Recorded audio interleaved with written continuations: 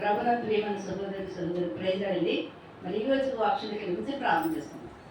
మోహనుద్ర మహాగండ సరక్షితుర నాథ పరిశుద్ధాత్మడ ఆకాశాన్ని భూమిని సంస్థాన సర్వాన్ని సృష్టించిన సృష్టికర్త నీకే స్థితి నీకే మహిమ నీకే తెలుస్తున్నాను తల్లి నాయన. ఇంతవరకు ఆరాధనలో మీరు నడిపించిన విధానానికి లెక్కలేని స్థితులు కోట్లాది కోటి దశలు తెలుస్తున్నాను తండ్రి. ప్రభావ నీ పెద్దలకి నీ వాక్యం చెప్పుచుండగా అపితమైన పెద్దలు అగ్నిచేత కాల్చిన శరీరాన్ని మృతుపరచు మానస్వరాన్ని మృతుపరచు దైస్వరంతో మాట్లాడుతాను దర్శించి నీ గురించి గురించి ఈ నామానికి మహిమ తెచ్చుకోమని ఇస్తున్నాము తండ్రి. మరి ఈరోజు మన వాక్యం అంశం ఏంటంటే నేను కోరుకున్నవాడు ఇతడే. నేను కోరుకున్నవాడు ఇతడే. మొదటి సమయాలు 16 అధ్యాయం అండి. 1-2 వచనాలు చదవండి. అంతటా యెహోవా సమూయేలుతో ఇలాగ సెలవిచ్చెను,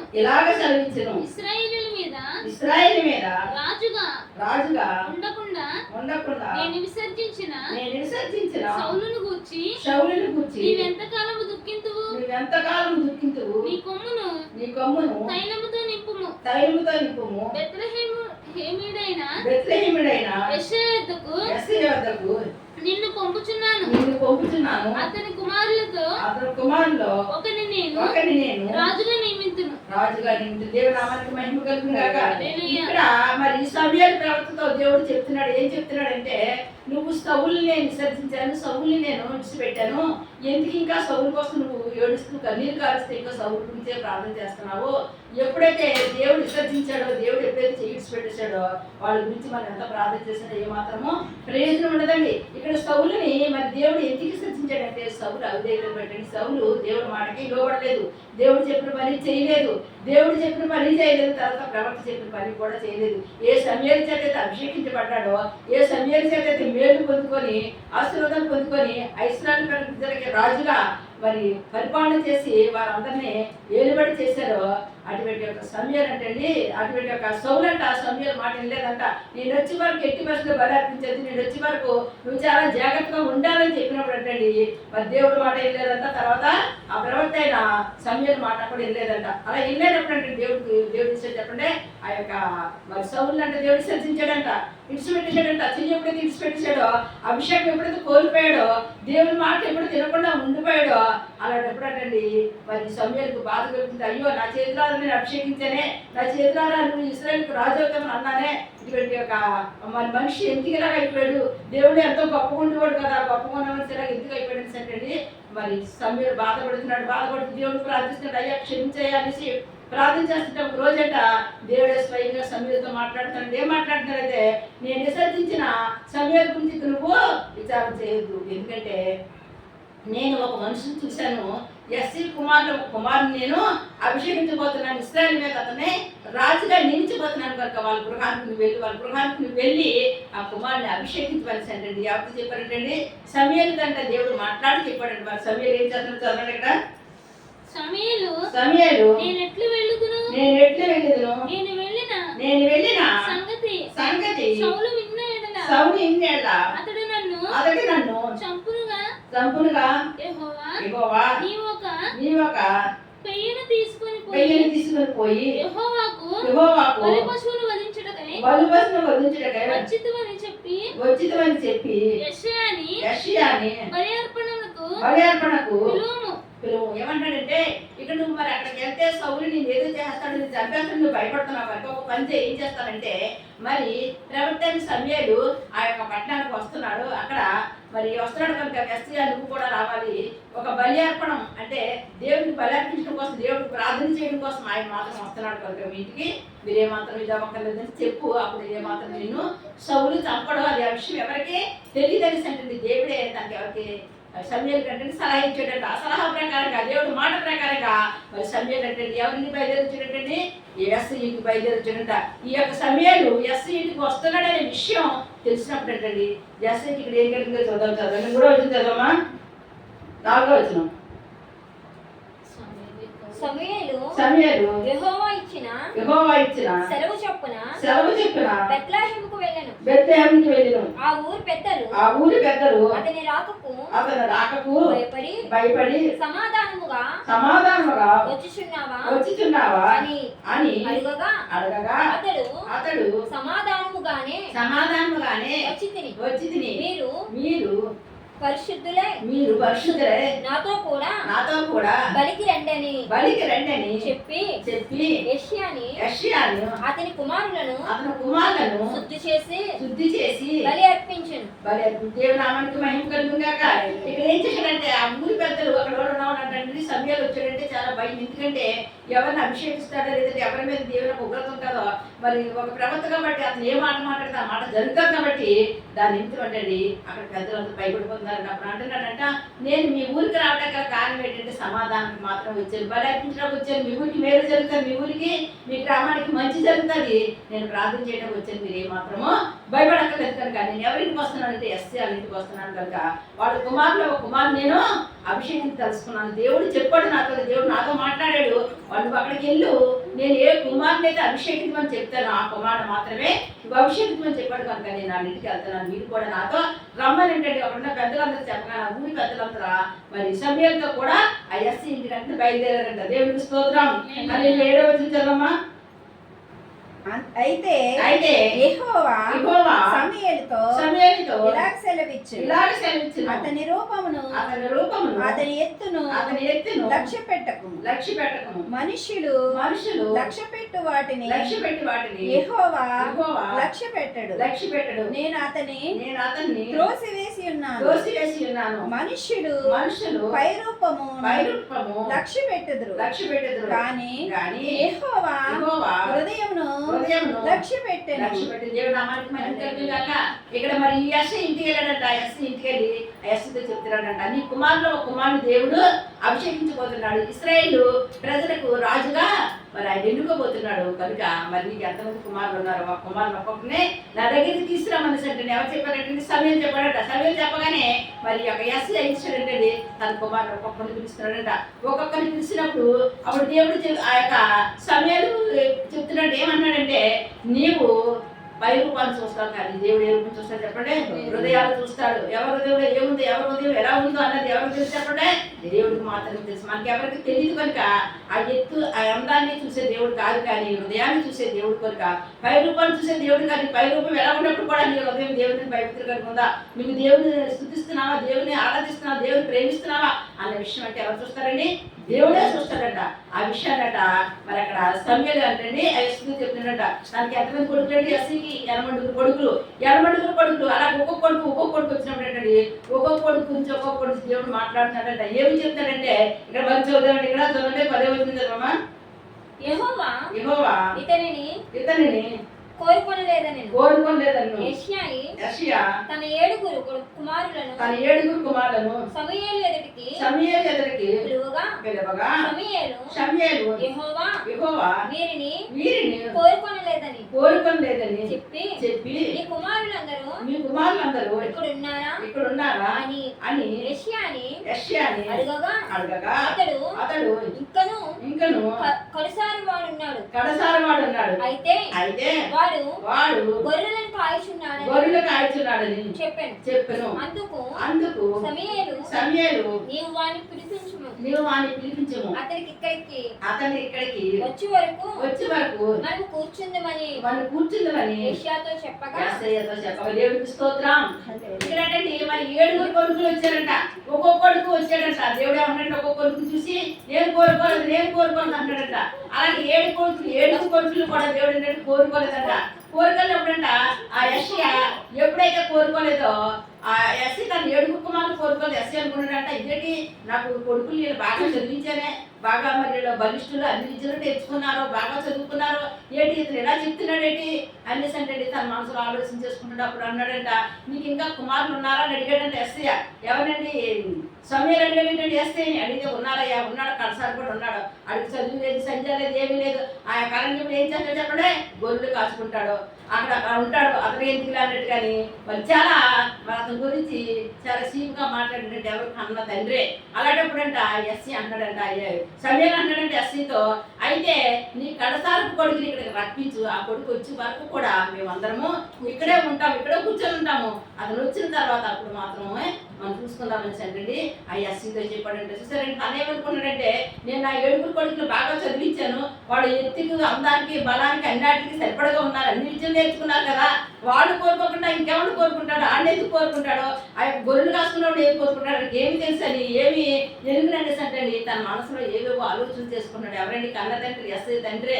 మరి అంట ఆ దావీదుని అంటండి ఆ ఇంట్లో అంటే చాలా నీసుగా చూసేవారంట, చాలా మరి అతనంటే ఎవరికి ఇష్టం ఉండేది కాదంటే, ఎప్పుడు చూసినా దావీదు ఎక్కడ ఉండేవాడు చెప్పండి? అరణ్యంలో ఉండేవాడంట. అక్కడ ఏం చేసేవాడు చెప్పండి? గొర్రెలు కాసుకునేవాడంట. గొర్రెలు కాసుకుంటూ అనుదినం అనుక్షణం అక్కడ ఏం చేసేవాడు చెప్పండి? దేవుని స్తుతించేవాడంట, దేవుడిని ఆరాధించేవాడంట. రోజుకి 7 మార్లు ఆ గొర్రెలన్నింటినీ ఒక చోట పెట్టి ఆ గొర్రెల చుట్టూ ఒక గీత గీసి మరి అంటే ఏంటంటే ప్రార్థించుకునేవాడంట. రోజుకి 7 మార్లు, ఏదేమైనప్పటికీ 7 మార్లు ప్రార్థించేవాడంట. మరి ఆ 7 మార్లు ప్రార్థించడం ఆ అరణ్యంలో ఆ గొర్రెలకు మాత్రమే తెలుసు, తనకు మాత్రమే తెలుసు. మరి ఆ ప్రార్థన దేవుడికి మాత్రమే తెలుసు, కానీ వాళ్ళ ఇంట్లో వాళ్ళ తల్లి కానీ వాళ్ళ తండ్రి కానీ వాళ్ళ అన్నదమ్ముడికి కానీ దావీదు భక్తి తెలియదట.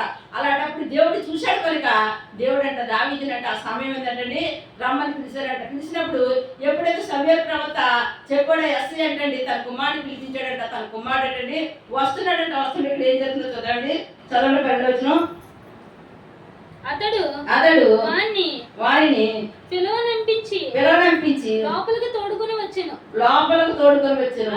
అతను ఎర్రని వాడును చక్కని నేత్రములు గలవాడును చూచుటకు సుందరమైన వాడునై ఉండెను. అతడు రాగానే నేను కోరుకున్న వాడు ఇతడే. దేవుడు నామానికి మహిమ కలుగును గాక. రాగానే ఏమన్నాడంటే, నేను కోరుకున్నవాడు ఇతడే, నేను కోరినది తడే, వారి అన్నల ముందు ఎస్సీయా పుత్రులలో ఎర్రని వాడితడే, నేను కోరినది తడే, వారి అన్నల ముందు నేత్రాలు చాదోరా నేర్పరి మాటలలోనా, నేత్రాలు చాదోరా నేర్పరి మాటలలోనా, నేను కోరినది తడే, వారి అన్నల ముందు. దేవుని నామానికి మహిమ కలుగును గాక.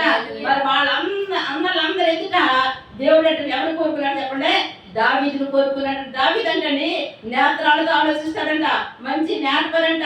నేత్రాల ద్వారానే ప్రతి విషయాన్ని అంటండి అతను సైకిల్ ద్వారా నేత్రాల ద్వారా చూస్తాడంట, సైకిల్ ద్వారా ప్రతి దాన్ని కూడా కనిపెడతాడంట. అటువంటి జ్ఞానము, అటువంటి భక్తి భయం కలిగిన వ్యక్తి ఎవరంటే దావీదు అంటండి. ఆ అరణ్యంలో దావీదు మరి ఆ గొర్రెలు అంటండి ఆ మేకలంట మరి అనేక ఎలుగుబంట్లు పుల్లు వచ్చాట. ఆ మేకలు ఎత్తుకెళ్ళిపోయినప్పుడంట వాటి బారి నుంచి అంటండి కాపాడుకుంటూ వచ్చేవాడంట. ఒకవేళ పుల్లు వచ్చాడంట ఆ మేక పిల్లలు ఎత్తుకుపోయినా మరి ఎలుగుబంటి వచ్చి ఆ యొక్క మేక పిల్లలు ఎత్తుకుపోయినా సరే ఏం చేసేవాడంటే తెలుసండి, గబగబగా వెళ్ళివాడట.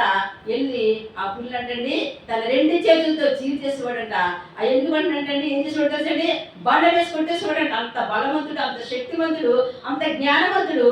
తర్వాత అన్నిటికంటే ముఖ్యంగా దేవుని భయభక్తులు కలిగి అనుదినము అనుక్షణము దేవుని సేవించే వ్యక్తి ఎవరంటే దావీదు అంటండి. అందుకే మరి 7 అన్నల ముందు కూడా అంత బాగా చదువుకొని అంత విద్య బుద్ధి అన్ని ఉన్నవాడు ఎదుట దేవుడు అంటండి దావీదు అంట ఎందుకు పనికిరాని దావీదు, నువ్వెందుకు పనికిరావడా, నువ్వేం చేస్తావు, నీకు ఏమున్నది అనేసి అన్నలందరూ తను ఎన్నోసార్లు ఆమె చేశారంటే, ఎన్నో మార్లు తనే మరి అసహ్యంగా మాట్లాడారంట. అటువంటి దావీదునంట ఈ రోజు పెద్దలందరూ ఎదుట వాళ్ళందరూ అన్నలు ఎదుట దేవుడు అంటే దావీదునంట అభిషేకించాడు. దేవుడు నామానికి మహిమ కలిగిన గాక. దేవుడు కోరుకున్నాడంట. మనుషులు కోరుకుంటే పడిపోతావు, దేవుడు కోరుకుంటే నిలబడతావు. ఎప్పుడైతే దేవుడు నిన్ను కోరుకుంటాడో, ఎప్పుడైతే దేవుడు నిన్ను మరి ప్రేమిస్తాడో, ఎప్పుడైతే దేవుడు నీ పట్ల శ్రద్ధ కలిగి ఉంటాడో అప్పుడు నువ్వు ఉన్నతమైన స్థానంలో నిలబడగలుగుతావు. ఉన్నతమైన మరి స్థానంలో దేవుడు నిన్ను ఉంచుతాడు. మనుషులు కోరుకున్నారంటే నేను వెంటనే ఏం చేస్తా చెప్పంటే నువ్వు పడిపోతావు. ఎప్పుడు మనుషులు పొగడతలకి మనుషులు కోరిక నువ్వు ఎప్పుడు కూడా నిలబడకూడదు. కానీ ఎవరు కోరుకోవాలి చెప్పండి, నువ్వు నమ్ముకున్న దేవుడు. నువ్వు ఎప్పుడైతే ఏ దేవుడైతే నమ్ముకున్నావు, ఏ దేవుడి మీద విశ్వాసం పెట్టుకున్నావో, ఏ దేవుడైతే నేను ఒక ఉన్నతమైన స్థానంలో తీసుకెళ్తాను ఆస్తి ఎదురు చూస్తున్నావో ఆ దేవుడు ఎట్టి ఫస్ట్ నేను విడిచిపెట్టడు. అలాగే మరి దావీదు అంటండి యెహోవా మీద ఆశ పెట్టుకున్నాడంట. ఆయనే నా పితరుల దేవుడు, అబ్రాహాము దేవుడు, ఇస్సాకు దేవుడు, యాకోబు దేవుడు, ఇశ్రాయేలు జనాంగం ఎలాగైతే అరణ్యంలో వాడు పడుతున్న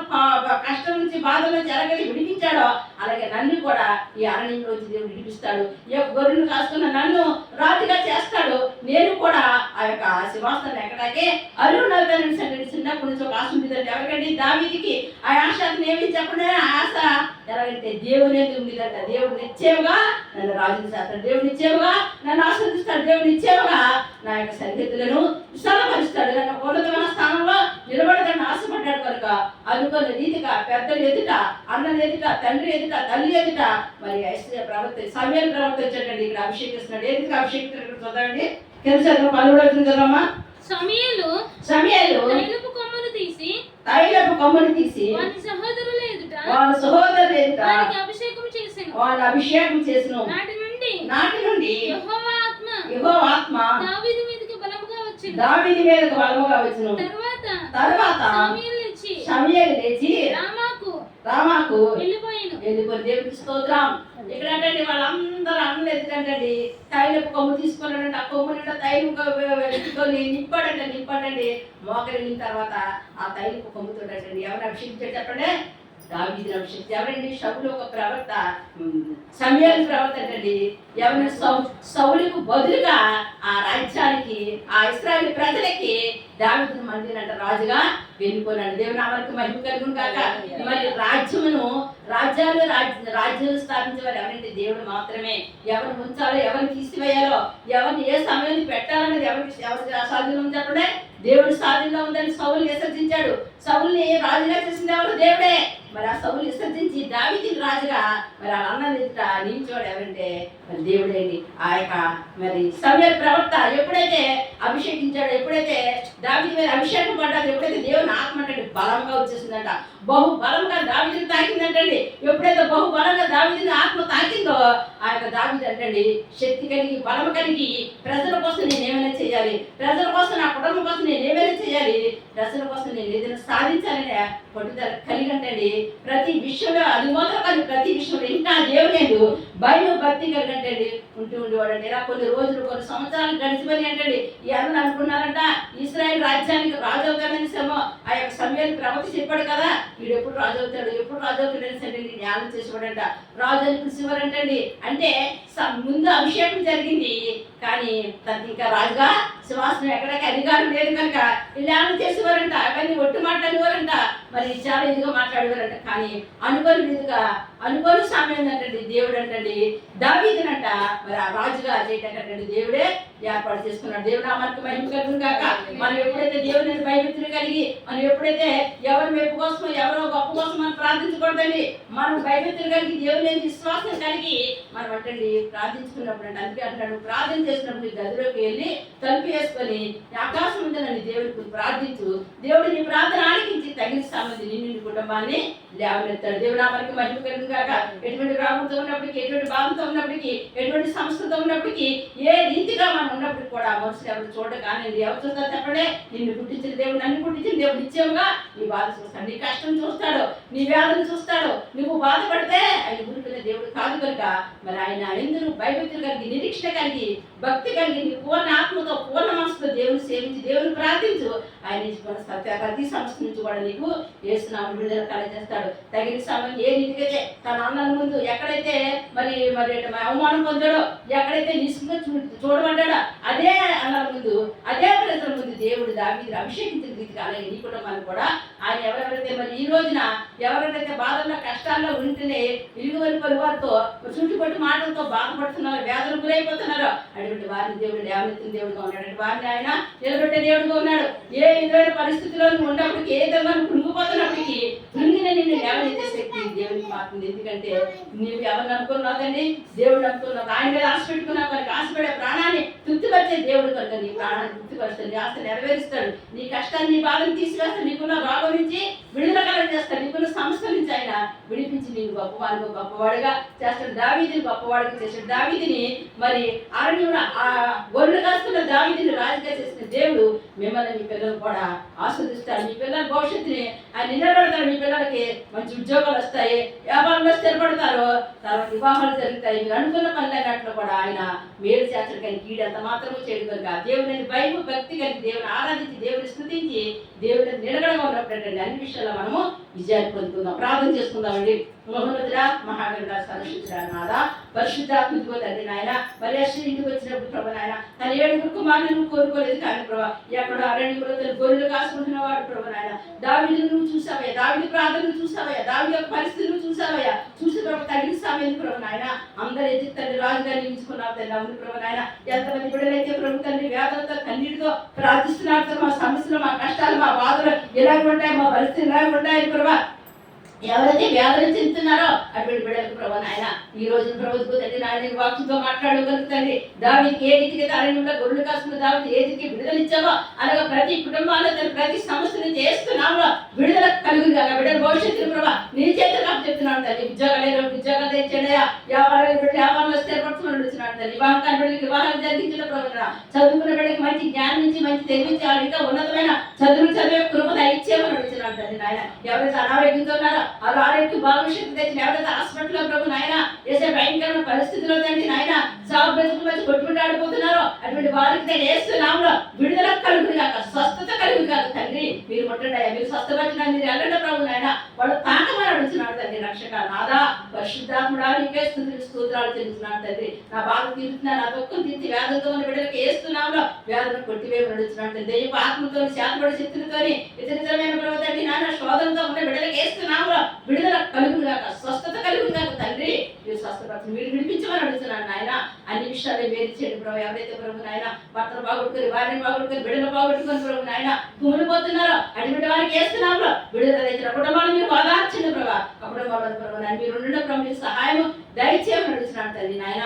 ఏ ఆధారం లేక తల్లి నాయన రక్షక నాద ఆదరించే వారు లేక ఆదుకునేవారు లేక మంచాల మీద పడుకునే బిడ్డలు ఉన్నారయ్యా, కనిగిరించదండి.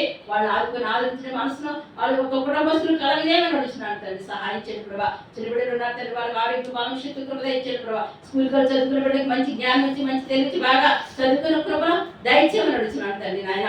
రిక్షా డ్రైవర్ కానీ విమాన డ్రైవర్ తండ్రి ప్రతి ఒక్క తండ్రి నాయన తల్లి బండి ముందు మీరుండి ప్రభా వాళ్ళు క్షేమంగా సురక్షంగా గృహాలకు వచ్చి కృప దయచేయమని అడుగుతున్నాను నాయన. ఎస్ఐ మీరు దీవించండి, మీరు ఆస్వాదించండి, వాళ్ళ చేతులు కష్టాన్ని వృద్ధిలో తీసుకురండి ప్రభు నాయన. ఎస్ఐ తండ్రి రాదు మీరు ఆస్వాదించమని అడుగుతుంది, కృప జీవించమని అడుగుతున్నాను. మా ప్రార్థన గోపురానికి ఎంతమంది ఫోన్ చేసి ప్రార్థన చేయించుకున్నారో వారందరినీ దీవించండి, ఆస్వాదించండి ప్రభు నాయన. వారి సమస్యలు తీర్చమని అడుగుతున్నాను తండ్రి నాయన. రక్షక నాదా పరిశుద్ధాత్మ కృప జీవించిన యూట్యూబ్ ద్వారా ఎంతమంది వాక్యం వింటున్నారో వారికి ప్రభు తండ్రి నాయన ఆయన వాళ్ళు ఏ బాధలో ఉన్న వాక్యం వింటున్నారో దాన్ని వెంటనే వాళ్ళకి వేస్తున్నాము విడుదల దయచేయమని అడుగుతున్నాను తండ్రి నాయన. జరగని కార్యాలు జరిగించే శక్తి నీకు మాత్రం ఉంది భావ్య. ఆ కుటుంబాలు ఏ కార్యాలు జరగడానికి కూలిపోతున్నారో తండ్రి మీరు తండ్రి ఒక అద్భుతం చేసి ఒక ఆశ్చర్యకారం జరిగించి ఆస్వాదించబడు. ప్రతి కుటుంబానికి వేస్తున్నాము క్షేమం కలగజేయమని అడుగుతున్నాడు. ఒకటే వీధి మొదలు 10 వీధి వరకు ప్రతి కుటుంబాల్లో దానికి క్షేమాన్ని కలగజేయండి, సంతోషాన్ని కలగజేయండి ప్రభా. వ్యాధుల దుఃఖాలు తీసివేయండి ప్రభా. అన్ని విషయాలు మేలు చేయండి, దీవించండి, ఆస్వాదించిన ప్రభా. నీ కృప నీ కాపుదల నీ వాళ్ళే వస్తామయ్యా. నీ దక్షిణార్థాన్ని స్థాపన రక్షణ నిలబడికి రక్షణ, మారు మనసు నిలబడికి మారు మనసు, పరిశుద్ధాత్మ నిలబడికి పరిశుద్ధాత్మ అందరిని దీవించి అందరిని ఆస్వాదించి బిడ్డలు ప్రభు. ఇక్కడికి వచ్చిన బిడ్డలందరూ ఏ బాధతో ఏ వేదంతో వచ్చారో ప్రభు నాయన సాక్షాత్ చెప్పుకున్న బిడ్డలందరూ కూడా ప్రభు వేస్తున్నాము ఇచ్చిన బిడుదలకు స్తోత్రాలు చెల్లించినట్టు నీకు విడిపించి ఇంకా దీవించి ఇంకా ఆస్వాదించి నీ నామానికి నీవే మహిమను ఘనతను ప్రభావాన్ని పొందుకోమని యేసు శక్తివంతమైన నామన ఈ ప్రార్థన అంతా నీకు సంపూర్ణ చేసుకున్న నామా పరమ తండ్రి. ఆమేన్. God bless you.